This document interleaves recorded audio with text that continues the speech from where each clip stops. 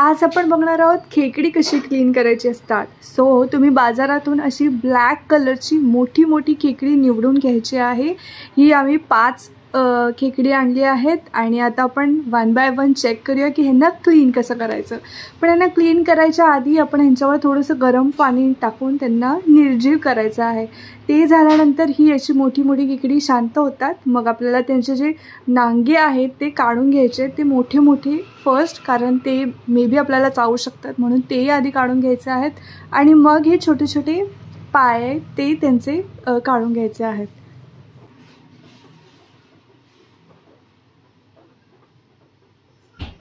So असे आम्ही सगळ्या खेकड्यांचे पाय काढून घेणार आहोत आणि त्याच्यानंतर आम्ही त्याचा जो मेन भाग असतो, मधला भाग, त्याच्यामध्ये एक येलो कलरचं बल्क असतं, ते आपण काढायचं असतं। त्याला म्हणतात मराठीमध्ये मेंदू।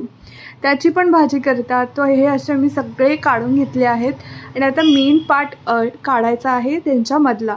सो हे असं आपल्याला मधला भाग घ्यायचा आहे आणि हा असा ओपन करायचा आहे। ओपन केल्यानंतर तुम्हाला त्यात येलो कलरचा भाग दिसेल, त्याला मराठीत म्हणतात मेंदू। सो हा खूप टेस्टी लागतो। ह्याच्यात फक्त थोडंसं तिखट मीठ टाकून शिजवायचं असतं, ते आपल्या आयांना बरोबर माहिती आहे।